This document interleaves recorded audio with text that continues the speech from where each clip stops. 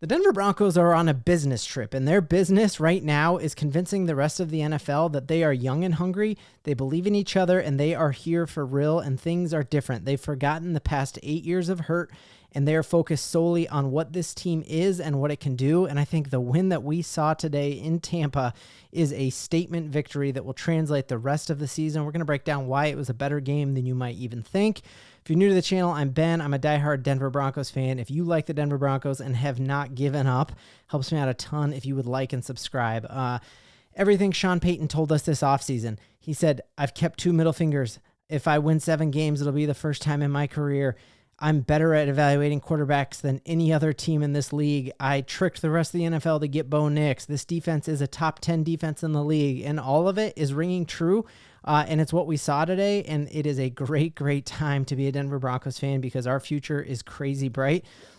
Just looking, Bo Nix, he is the fix for this team. I think today we've seen massive steps forward in every single game that Bo Nix has played from week 1 against a Seattle team that we had no film on to know how to evaluate. He took a massive step forward against a Super Bowl caliber defense in the Pittsburgh Steelers, who just held Justin Herbert and the Chargers to 10 points. So we played almost as well as even the vaunted Chargers offense and Harbaugh taking this league by storm. And then we saw a huge step forward today, and I think that is not Bo Nix actually changing. I think all that is him getting incrementally better and incrementally more of Sean Payton's playbook. We truly saw exactly what Sean Payton wants him to be in this offense, and it is a glorious thing. And if he continues to increase like this, he might actually be better at running the offense Sean Payton wants him to than Drew Brees. And I know that is high praise, and we just have one game. But he set some records today. He is the first player in NFL history, not the first rookie, literally the first player in NFL history to have the stat line he did. Sean Payton had him poised to throw the ball over 50 times today, and not once were you worried about one of the throws or like, oh, that was a dumb throw. Like, they were exactly where they needed to be and when they needed to be there, and the speed at which they came out would just be insanely frustrating if you were a defense because his jersey was so clean, and that is why we have him as our quarterback and not Russell Wilson. The ball was out.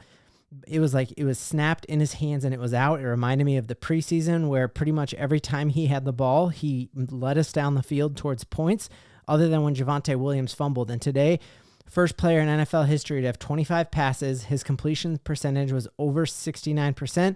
He had over 45 yards rushing. He had a rushing touchdown, no interceptions, no sacks, and averaged 5 yards a rush. Like, he looked legit today. And I think that is just going to, like, this is week 3, you guys, against a hot team, the Tampa Bay Bucks, who just beat the Detroit Lions the last week, who the week before almost dropped 40 points on the Commanders. This is an incredible team, and our offense looked more than competent, and it started off right from the jump when we win the coin toss, and typically teams defer. When you have a defense like our team does, like our defensive line is top 10, and a few months ago, people were laughing at me for saying that.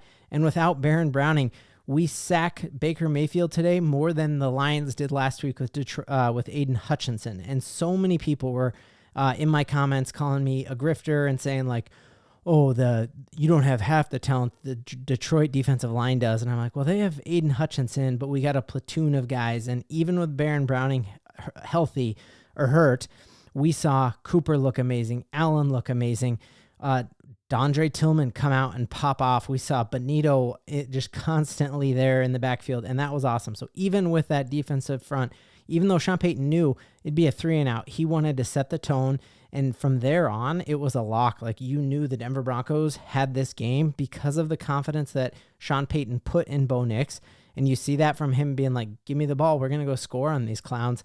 And then from there, to be like, well, yeah, give me the ball, we're going to go score on him, and I'm going to let my rookie quarterback throw for 50 times. And the only reason he didn't throw for 50 times is because we were up so big in the fourth quarter that there was no need to throw the ball anymore. But if you look at like how all of it was breaking down, if this was a close game, you would have seen Bo Nix throw the ball 50 times today, and that would have been wild. You see Peter Schrager, Good Morning Football, be like, this all started with Payton saying, hey, I know this team is young and hungry. You heard about the confidence he had on the color commentary, and you don't have that kind of confidence to say, I tricked the NFL. this is my quarterback. This is the guy. I'm better at this than everyone else. You don't have that kind of confidence without getting run out of the league and laughed at. And so all Sean Payton's like grandiose claims are coming true, and it is an amazing thing. Looking at Dondre Tillman coming out of the UFL, we were wondering, is that going to translate? And a lot of people thought, hey, hold your horses, Broncos. You can't just walk from this league and step into this league and be different. And dude, looking at him rocking that 92, like he looked nasty and was just wreaking havoc on Baker Mayfield. He was seeing ghosts back there. You heard Baker Mayfield after the game say, well, a huge lesson for our team that in the NFL, you got to prepare for every week like you're playing a playoff team. And that's what we were playing today. Baker Mayfield even saying this Broncos defense, and then what we saw on offense, this is a playoff team. Absolutely incredible defensive performance. Seeing Broncos country show out. And I mean, really, there aren't a ton of games that you can get further away from Denver than going to Tampa Bay, Florida, and just seeing Broncos country take over that stadium. And at the end of the game, chanting, go Broncos was amazing to see. And hearing Cortland Sutton talk all about that had me crazy hyped as the game ended. And here's what he said. Broncos country in a away stadium, getting a full-on Go Broncos chant. And, I saw one of the rookies turn around, and they had like a shocked look on their face. And I was like, yeah, bro, like, this is how we do it, and this is how it should be, Yeah, bro, this is how we do it, and this is how it should be, and this is how it is going to be from now on. If Sean Payton did find his quarterback in Bo Nix, watch out, you guys, because you just looked today.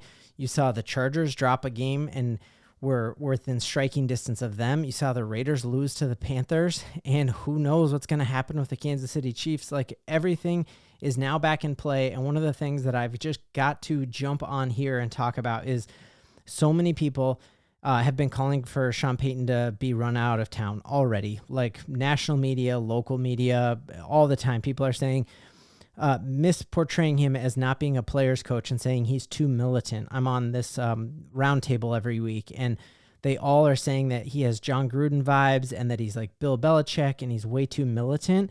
And you just see that a militant coach does not get their team to travel thousands of miles on the hottest surface in the NFL. This week, you saw the temperature gauge there.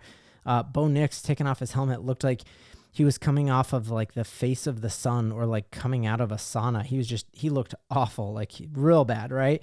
You don't get a team to go and perform like that on the East Coast. That's not what we have done over the past 8 years. You don't have a young and hungry team believe in each other like that, hype each other up, have that kind of vibe and energy on the sideline if you're not a player's coach. And I think we saw signs of it with him being one of the only coaches sponsored by Jordan Brand shoes, sitting courtside at basketball games with players. And then I think just seeing that we had Club Dub for the first time, and the vibes are just absolutely immaculate here as Sean Payton invested crazy amounts of money to bringing a fog machine or smoke machine and a sound system and lights. And his idea here is that he wants the environment on a win to be so raucous that every other player in an opposing locker room is like, dang, I want to play in Denver. You just see this going crazy all over Twitter, this type of energy. And all of this is happening before the Denver Broncos go and bunker themselves away in literally a nuclear bunker that was made for members of Congress to evacuate in a threat. And they're chilling all week and building chemistry and going over game tape. There are no distractions. There's not even food. They don't have cars to go get stuff. Like, they're locked in. It's going to be a college-like environment. And watch out for the New York Jets next week, because I think we have all of the components. We're going to break everything down this week. Make sure you are liked on this video and you are subscribed, because you are not going to want to miss it, because the Denver Broncos are back, baby. And that is something we can all believe in. Don't even care I missed.